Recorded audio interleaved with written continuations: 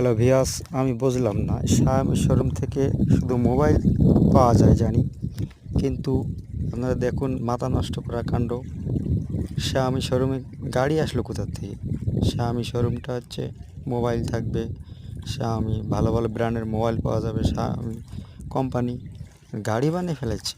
দেখুন ভিয়াস, শাওমি এখন অনেক ভাইরাল হয়েছে এবং গাড়ি বানিয়ে ফেলছে। শাওমি গাড়ি, এই গাড়ির ভিতরে কি দেখেন ভাই, গাড়ির ভিতরে এমন